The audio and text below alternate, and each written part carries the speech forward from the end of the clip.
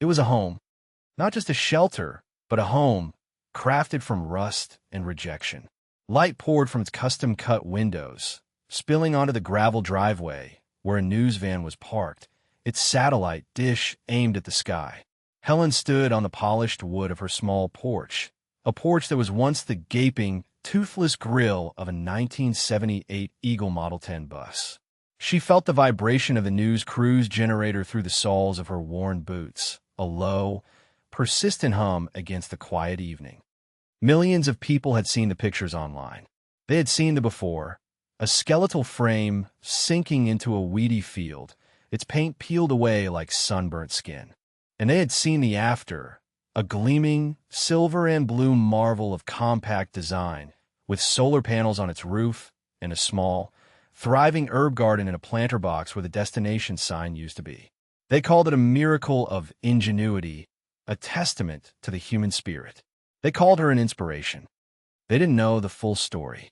They didn't know the silence that had forged her, the cruelty that had been its catalyst.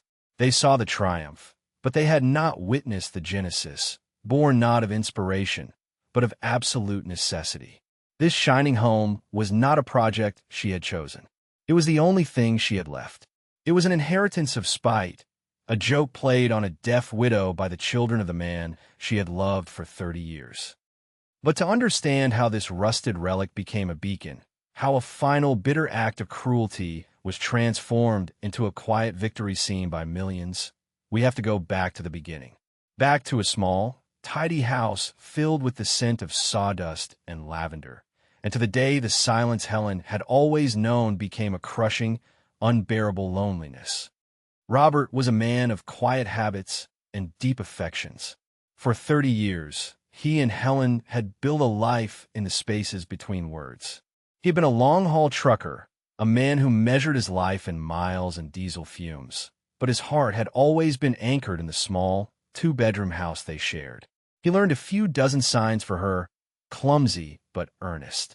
Home, love, good coffee, tired. She learned to read the road maps in his eyes, the fatigue in the slump of his shoulders, the joy in the way his hands, calloused and strong, would gently take hers. Her deafness was not a void to him, but a different kind of landscape. He wrote her notes, leaving them on the kitchen counter. Went for a walk. Back soon. Saw that red-tailed hawk you like. She, a retired textile archivist, understood the language of patterns, of threads weaving together to create a whole. Their marriage was like that, a tapestry of shared routines, quiet companionship, and a love that needed no sound to be true. Robert had 2 children from a first marriage, Mark and Cynthia. They were grown, with families and mortgages of their own, when he met Helen. They had never warmed to her. In their eyes, she was the silent woman who had taken their father, who occupied a house they felt was their birthright. Their visits were infrequent, their pleasantries thin and brittle. They spoke to their father loudly, as if shouting could breach the wall of silence around his wife, never understanding that Helen saw everything. She saw the flicker of avarice in Mark's eyes when he looked at Robert's antique tool collection. She saw the dismissive curl of Cynthia's lip when she talked about the old-fashioned furniture. Robert saw it too. He would sigh after they left, a deep, weary sound she felt more than heard. He would pull her close, his chin resting on her head, and sign, "They don't understand." She would nod, leaning into the solid warmth of him. It was enough. He was enough. Then, one Tuesday, he didn't wake up. His heart, a steady engine that had carried him across 1,000,000 miles, had simply stopped. The silence in the house changed that day. It was no longer the peaceful quiet of their shared life. It was a vast, echoing emptiness. The house felt hollowed out, a shell from which the life had been abruptly scooped.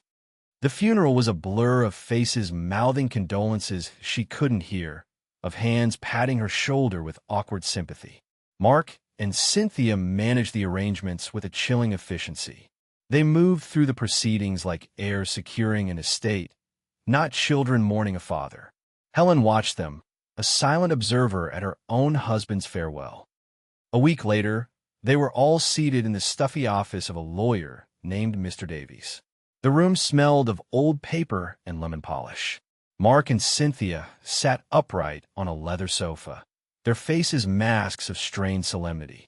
Helen sat alone in a wingback chair, her hands clutching her purse. The lawyer cleared his throat. A low rumble she felt through the floorboards. He slid a document across the polished desk. The will. Mr. Davies read it aloud, his voice a drone she did not hear. She watched his lips, then turned her gaze to Mark and Cynthia. Cynthia was staring at her hands, a small, triumphant smile playing on her lips. Mark was looking directly at Helen, his expression unreadable, cold. The lawyer paused. He looked at Helen with genuine pity in his eyes. He slid a notepad and a pen toward her. He wrote, "Robert changed his will 6 months ago. The house, the savings, the investments. He left everything to Mark and Cynthia." Helen stared at the words. It didn't make sense. Robert wouldn't do that. He wouldn't. She looked at the children he had loved, despite their coldness. Their faces were now hard, resolved. This was their doing. She knew it with a certainty that was as cold and sharp as ice. They had worked on him, worn him down in his final months when he was tired and unwell. Mr. Davies began to write again. He did, however, leave you one specific item.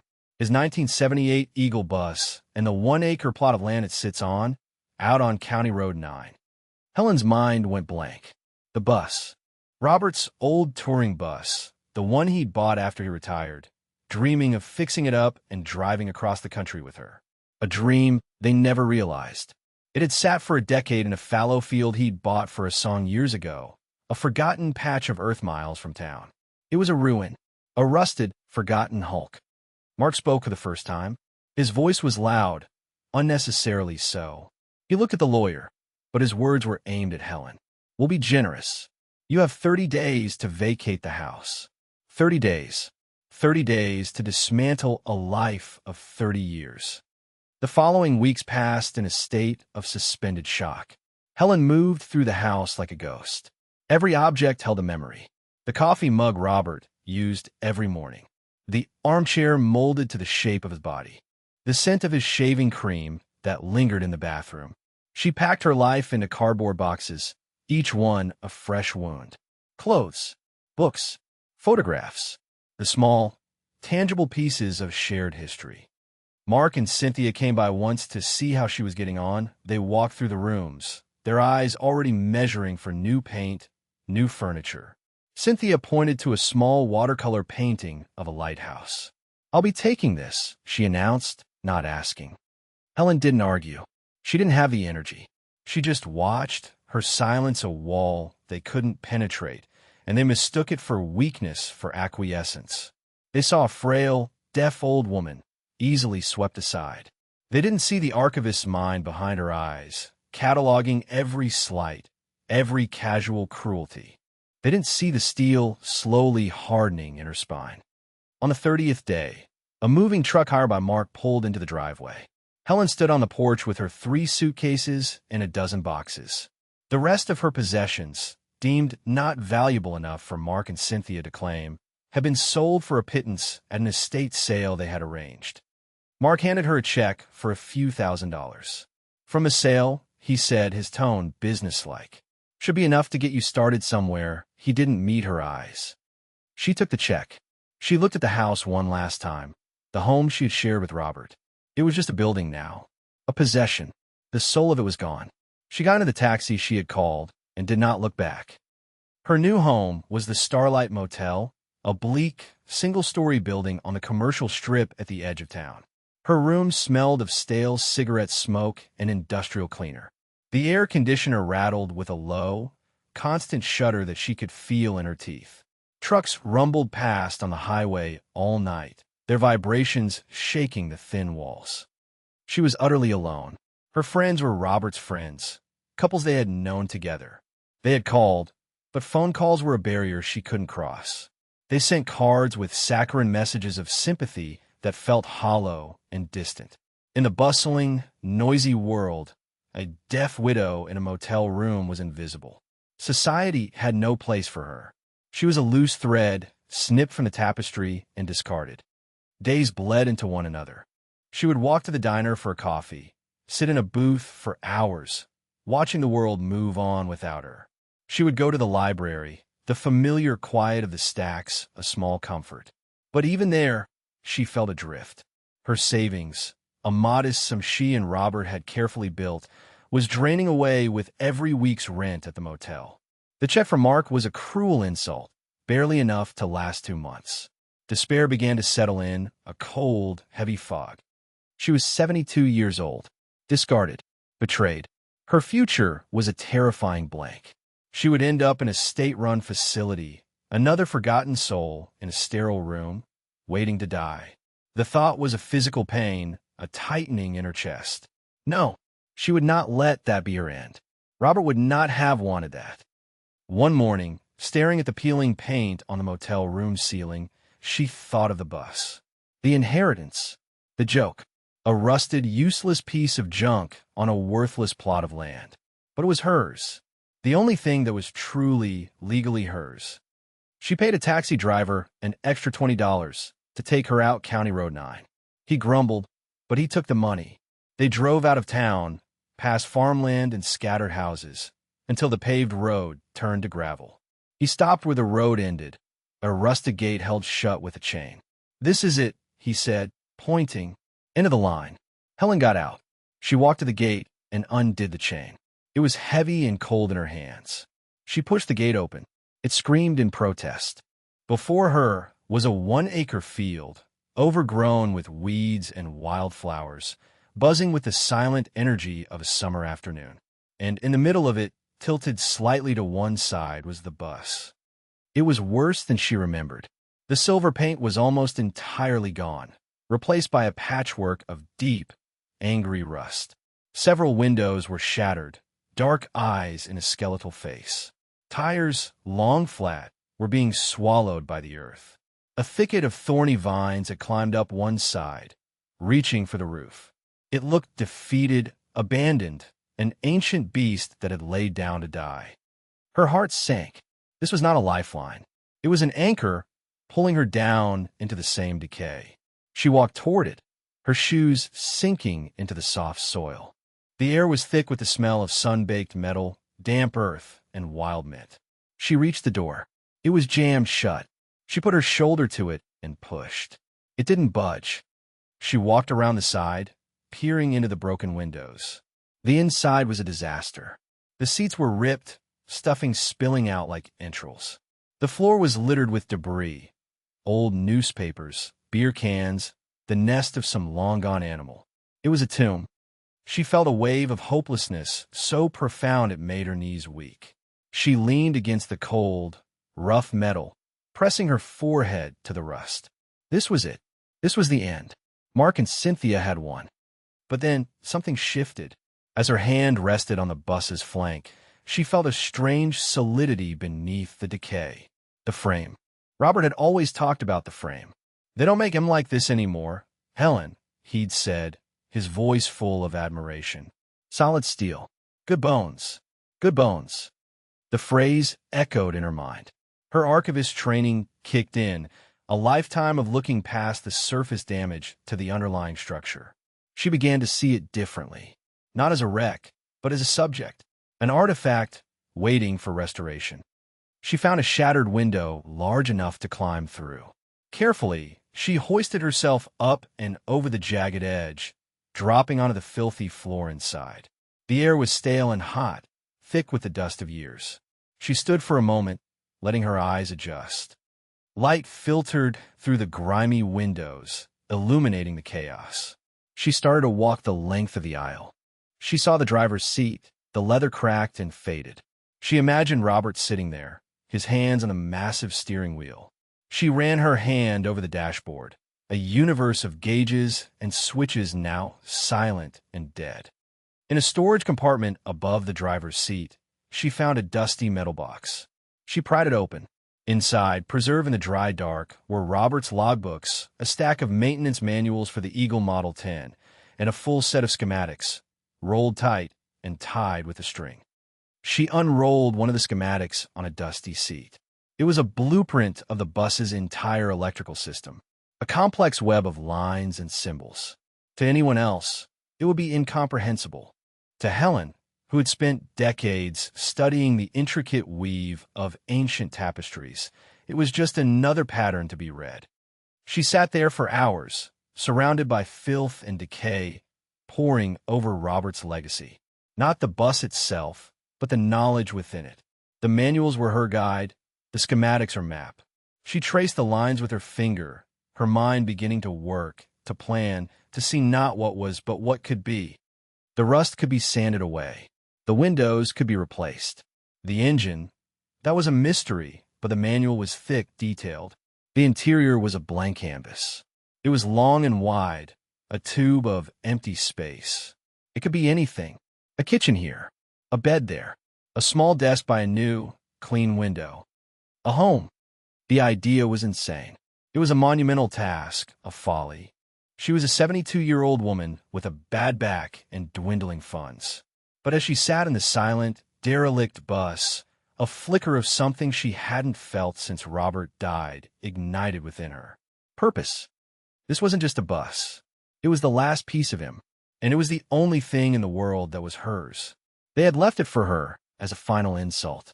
She would turn their insult into her sanctuary. She would not be a victim in a motel room. She would be a builder. She would take their joke and make it her triumph. She climbed out of the bus as the sun began to set, casting long shadows across the field. She looked at the rusted hulk, but she no longer saw a wreck. She saw the good bones. She saw her future. The next morning, she checked out of the Starlight Motel. She put her boxes in a storage unit and kept only one suitcase of clothes, her purse, and the metal box of manuals. She took a taxi back to the field. This time, she didn't stop at the gate. This time, she was coming home. The first week was brutal. She had no water, no electricity, no shelter except the bus itself, which was hotter than an oven during the day and surprisingly cold at night. She slept in the back, on a pile of old seat cushions she tried to clean, wrapped in a blanket she'd brought. Every muscle in her body ached. Her first task was to make the space livable. She spent 3 solid days just cleaning. She bought heavy-duty trash bags, thick gloves, a shovel, and a crowbar. She shoveled out mounds of debris, finding mummified rodents and nests made of insulation and shredded upholstery.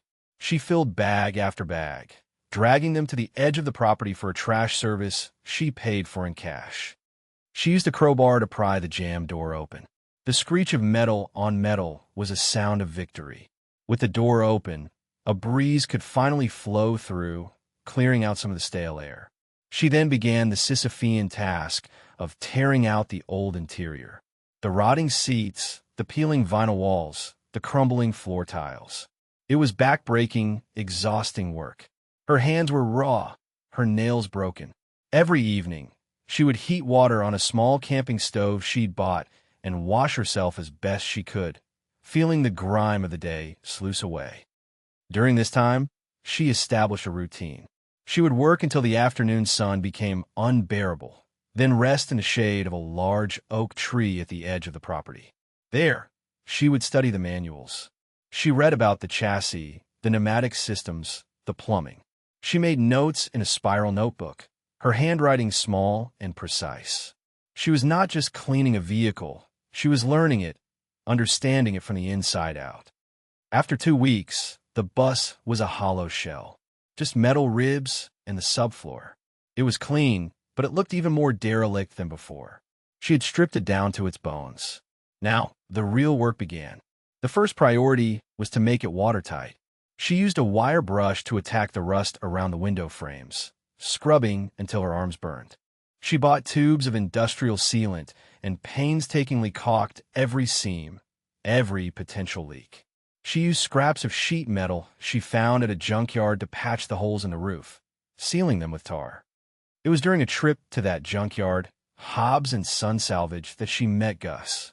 The place was a sprawling labyrinth of rusted cars, discarded appliances, and mountains of scrap metal.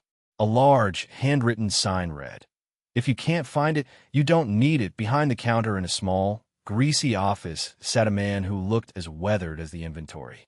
He had a thick white beard, hands stained with a lifetime of oil, and watchful, intelligent eyes. Helen had a list. She had written it out carefully. A specific gauge of sheet steel, a set of hinges for the luggage bay doors, and a replacement latch she had only a drawing of copied from the manual. She handed the list to the man.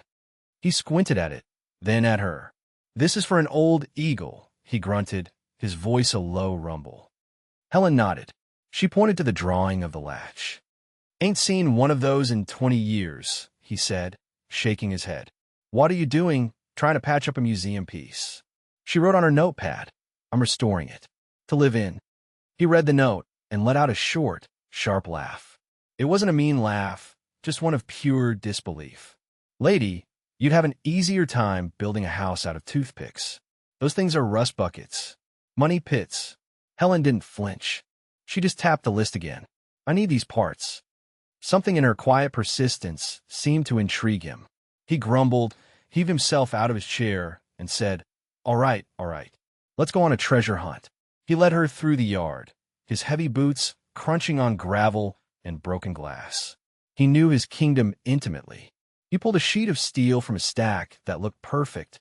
He found hinges in a dusty bin that were a near-exact match. The latch, however, was nowhere to be found. "Told you," he said, wiping his hands on a rag. "Rare as hen's teeth." Helen took out her notepad again. She drew the latch from another angle, adding precise measurements. She then drew the mechanism, a simple diagram of how the spring and catch worked. Gus stared at the drawing. He looked at her, then back at the paper. A flicker of respect entered his eyes. "You know your stuff," he said, a note of surprise in his voice. "This is a good drawing." He looked at it again, rubbing his beard. "The mechanism is simple enough. I could probably fabricate one. Won't be original, but it'll work." He led her to a large workshop at the back of the yard. It was cluttered but organized, a temple of tools and machinery. The air smelled of hot metal and ozone. He picked up a piece of scrap steel, fired up a welding torch that hissed to life, and with a skill that was mesmerizing to watch, began to cut and shape the metal. Helen watched, fascinated. He was an artist, his medium steel. In less than an hour, he had created a perfect, functional replica of the latch. He handed it to her. It was still warm. "There you go," he said. "Better than the original." She reached for her purse, but he waved his hand dismissively. "Call it professional courtesy. I haven't had to build something from a drawing like that in years." "It was fun." He introduced himself. "Name's Gus." She wrote on her pad. "Helen, thank you." "So," he said, leaning against his workbench, "you're really living out there? In that bus?" She nodded. He shook his head, a small smile on his face. "You're either the toughest woman I've ever met, or the craziest." He paused. "If you need any other impossible parts, or a bit of advice, you know where to find me." Gus became her first ally. She would visit his yard once or twice a week, sometimes for a part, sometimes just to ask a question. He never treated her deafness as a disability. He communicated with a mixture of gestures, loud, clear speech, and notes scrawled on greasy pieces of cardboard. He respected her knowledge of the manuals, her meticulous planning. He started calling her the professor. He loaned her tools she couldn't afford, a heavy-duty grinder to tackle the worst of the rust, a rivet gun, a set of professional wrenches. He taught her how to use them safely, his instructions simple and direct. He showed her a better way to patch the roof, how to properly prime the metal before painting. He was a teacher, a mentor, and though neither of them would have used the word, a friend. With Gus's help, the project accelerated. The exterior of the bus was slowly transformed. After weeks of grinding, sanding, and priming, the patchwork of rust was gone, replaced by a uniform, matte gray. It no longer looked like a wreck. It looked like a project full of potential. One afternoon, as she was priming the last section, a boy appeared at the edge of the property. He looked to be about 16, with a thin frame, shaggy hair, and wary eyes. He watched her for a long time. Helen was used to people slowing their cars down to gawk, but he was on foot. He didn't move, just stood there, watching her work. She went back to her task, assuming he'd eventually wander off. But when she stopped for a water break an hour later, he was still there. He had moved closer, now standing by the gate. He looked hungry. Helen walked over to the cooler where she kept her lunch. She took out a sandwich and an apple, walked to the gate, and set them on the post. She gave him a small nod and walked back to the bus. She didn't stare. She didn't want to spook him. She busied herself organizing tools. When she looked back a few minutes later, the food was gone. The boy was gone too. He came back the next day, and the day after that. Each day, Helen left him a sandwich. On the fourth day, he didn't leave after eating. He walked through the gate and stood awkwardly near the bus. "Need any help?" he asked, his voice cracking slightly. Helen, who had been wrestling with a heavy sheet of plywood for the subfloor, looked at him. She couldn't hear his words, but she understood the universal gesture of offering help. She nodded. He helped her carry the plywood into the bus. He was stronger than he looked. They worked together for the rest of the afternoon, moving materials, organizing her workspace. They didn't speak. They communicated with nods, points, and gestures. It was a language they both understood. At the end of the day, she offered him $20. He shook his head. He pointed to her cooler. He was just hungry. She shared her dinner with him. Canned soup heated on the camp stove. He told her his name was Leo. He had run away from a foster home and had been sleeping in the woods nearby. Leo started showing up every morning. He was a hard worker, quick to learn. He helped her install the new subfloor, lay down insulation, and put up the interior walls. He was the muscle she didn't have, and she was the stability he craved. A strange, unspoken partnership formed between the deaf widow and the runaway teen. She taught him how to read the schematics, how to measure twice and cut once. He, in turn, showed her how to use the internet on the cheap smartphone she'd bought, finding instructional videos that supplemented Robert's manuals.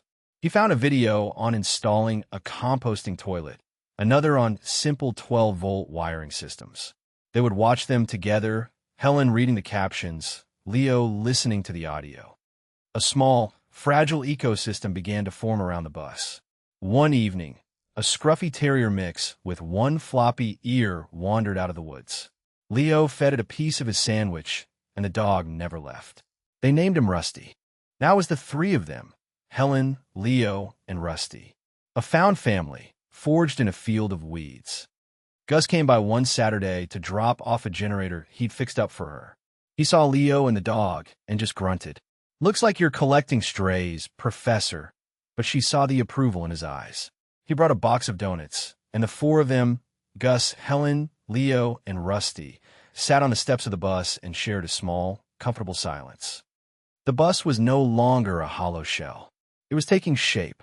Helen, using her archivist's eye for detail and her seamstress skills, designed an interior that was both beautiful and ruthlessly efficient. Every piece of furniture had multiple purposes. The sofa she was building would have storage underneath. The table would fold down from the wall. The bed would be on a raised platform, creating a garage space for storage accessible from the rear of the bus.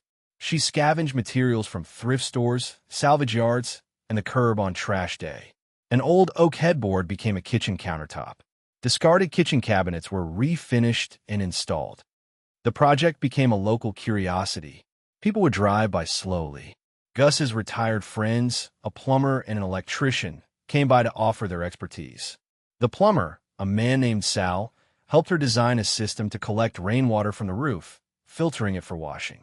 The electrician, Frank, showed her how to safely wire the 12-volt system for lights and a small water pump, powered by the solar panels Gus had helped her acquire.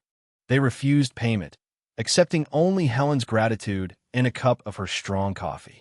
They were men of a generation that understood building things, and they respected what she was doing. They saw not a crazy woman in a field, but a craftsman. But not everyone saw it that way.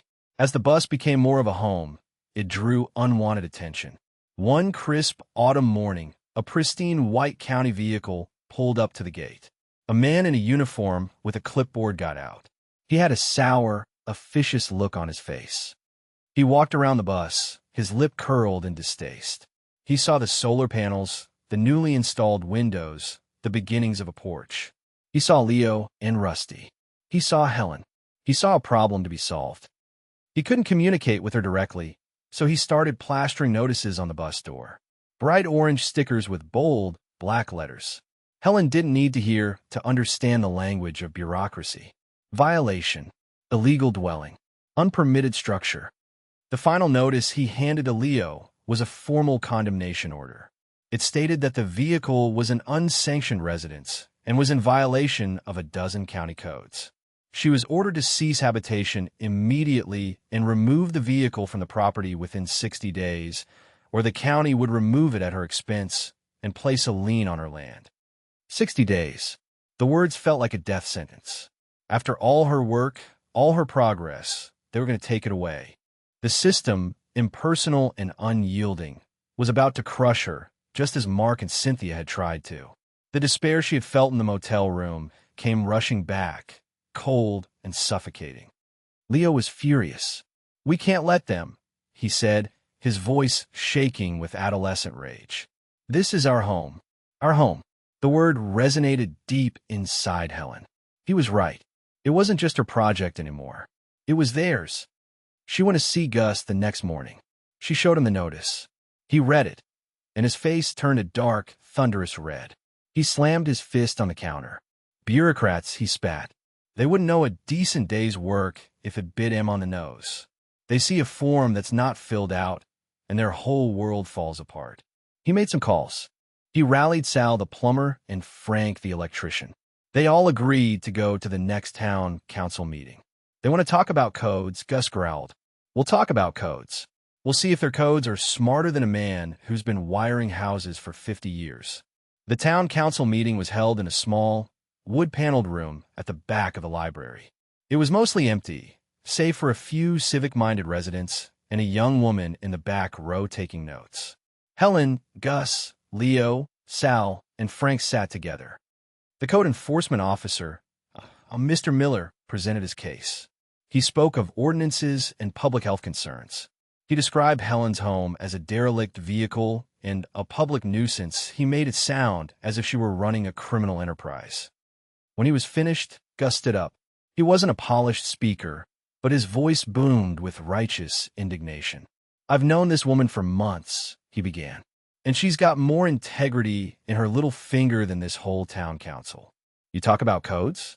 Frank here wired that bus. It's safer than the wiring in this building, I guarantee it. Sal helped with the plumbing. It's a closed system, cleaner than half the septic tanks in this county. You call it a vehicle? It hasn't had an engine in it for 6 months. It's a structure, a small house, and it's being built better than most of the new constructions going up on the other side of town." He spoke for 10 minutes, his words simple, direct, and powerful. When he was done, the room was silent. The young woman in the back was writing furiously. The council members mumbled amongst themselves. They were swayed not by the legal argument, but by the undeniable passion of a man defending his friend. They agreed to take the matter under advisement and send an inspector for a full evaluation before the 60-day deadline. It was a small victory, a temporary reprieve. After the meeting, the young reporter approached them. Her name was Sarah. She worked for the local paper. She was captivated by the story. A deaf widow, cheated out of her home, building a new one from a junk bus with the help of a runaway kid and a band of retired tradesmen. It was the kind of human interest story that practically wrote itself. She asked if she could visit the property, interview them. Helen was hesitant. She didn't want charity or pity. But Gus persuaded her. "Let her come," he said. "Sometimes you gotta fight fire with fire. Their weapon is paper. Ours is the truth." Sarah came the next day. She was gentle and respectful. She communicated with Helen by typing questions on her laptop. She was amazed by what she saw. She didn't see a junkyard bus. She saw a tiny, miraculous home taking shape. She saw the ingenious design, the meticulous craftsmanship, the love and care poured into every detail. She spent hours there talking to Leo, to Gus, and, through her laptop, to Helen. The story ran on the front page of the local paper the following Sunday. The headline was simple. The lady in the bus, Sarah's article, was beautiful. It told the whole story.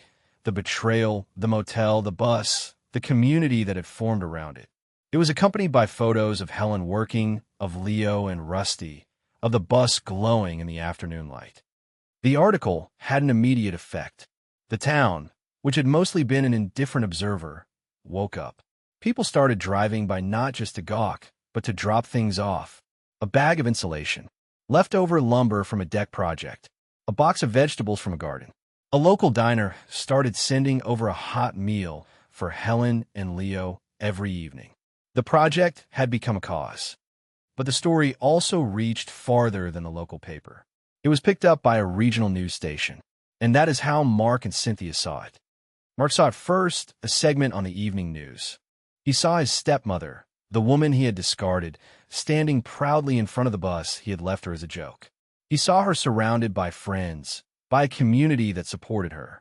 He saw her not as a victim, but as a hero, and he was filled with a hot, sour rage. She was making a fool of him. She was turning his cruelty into a spectacle of her own resilience. He drove out to the property the next day. He stormed through the gate, his face a mask of fury. Leo saw him first and stood in front of Helen, a thin, defiant barrier. "What is the meaning of this circus?" Mark shouted, his voice echoing across the field. "You are embarrassing this family. Our father would be ashamed." Helen stood behind Leo. She could not hear the words, but she could read the venom in his face, the violent anger in his posture. She felt no fear, only a profound, weary pity. He was so small. She stepped around Leo and walked toward Mark. She stopped a few feet from him and just looked at him, her gaze level and calm. Her silence was more powerful than his shouting. It unnerved him. "What do you want?" he stammered, his rage faltering. "Money? Is that what this is all about? You're trying to shame us into giving you money." Helen slowly shook her head. She didn't want his money. She didn't want anything from him. She had wanted a family, a home. He had taken those from her.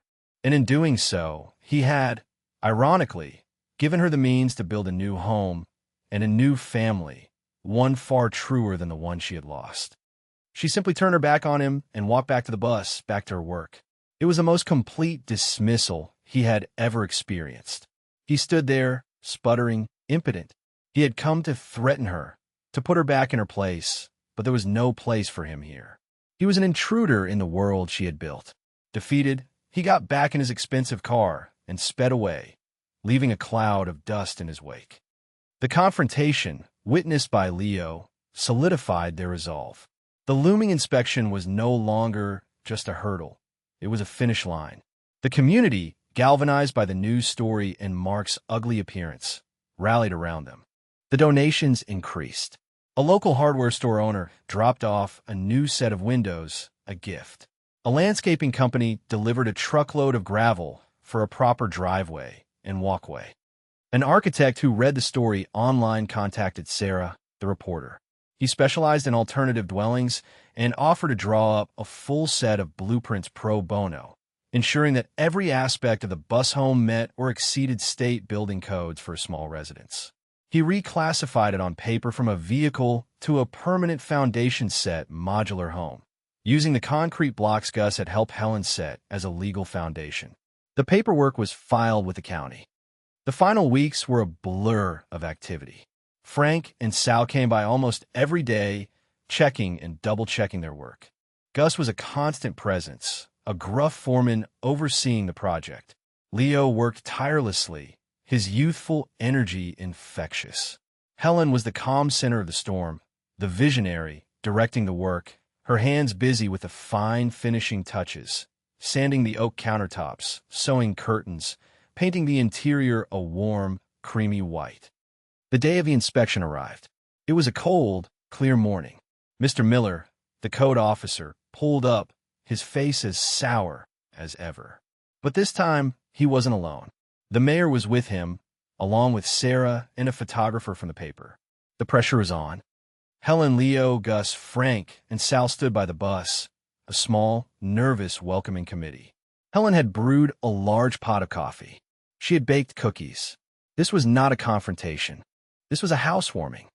Mr. Miller began his inspection with a grim determination, clearly hoping to find fault. He started with the exterior, clipboard in hand. He checked the foundation blocks. He inspected the new windows. He examined the rainwater collection system. He grunted, making notes. Then he went inside. The mayor and Sarah followed. The interior was finished. It was small, but it was perfect. The white walls made it feel spacious and bright. The polished wood glowed.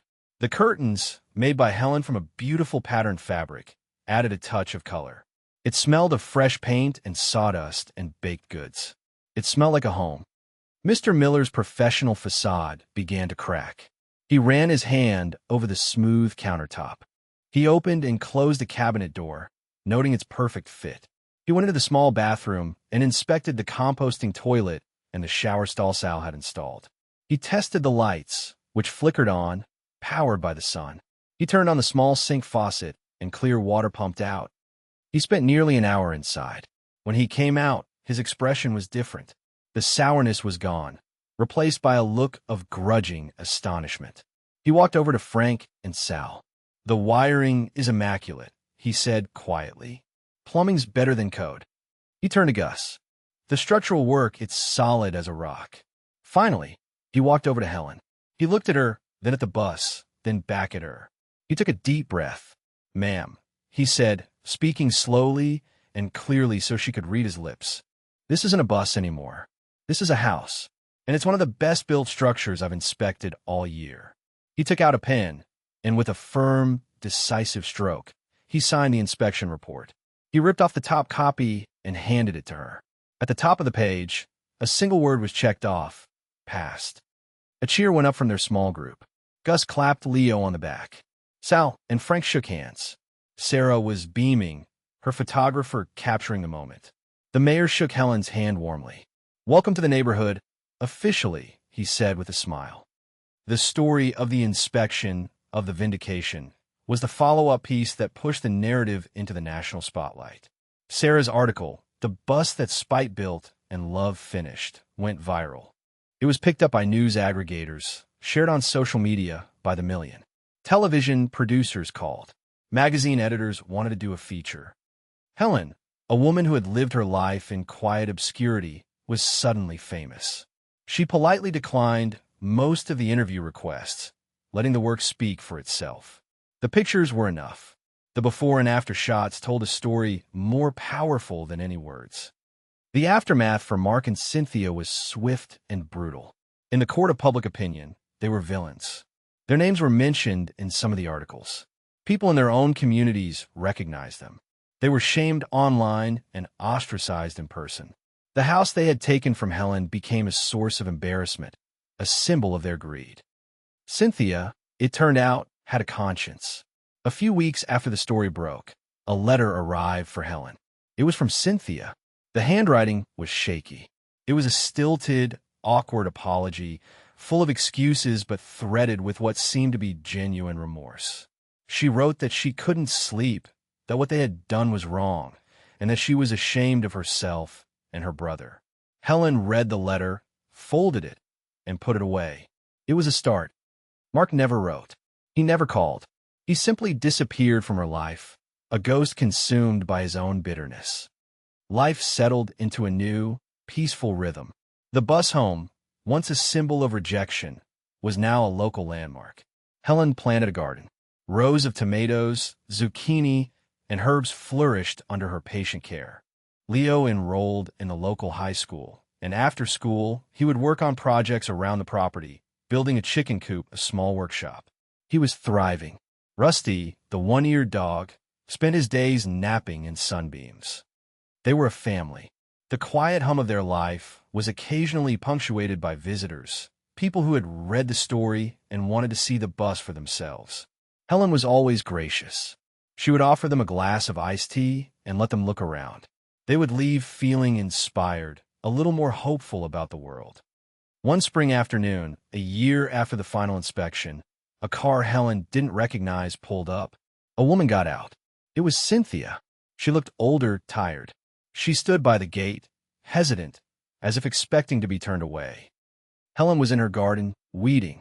She saw Cynthia and stood up, wiping the dirt from her hands. She walked slowly to the gate. They stood there for a long moment, silence stretching between them. "It's beautiful," Cynthia finally said, her voice barely a whisper. "What you've done. It's amazing." She looked at Helen, her eyes full of shame. I'm so sorry, Helen. For everything. Helen looked at her stepdaughter. She saw the pain and regret in her face. She thought of the 30 years she had loved Robert, of the family she had tried to be a part of. She thought of the cold motel room and the crushing despair. Forgiveness was a complex, tangled thing. It wasn't a switch you could flip. She didn't offer empty words of absolution. She didn't say, "I forgive you." Instead, she simply unlatched the gate and swung it open. She gestured toward a small bench she and Leo had built under the oak tree.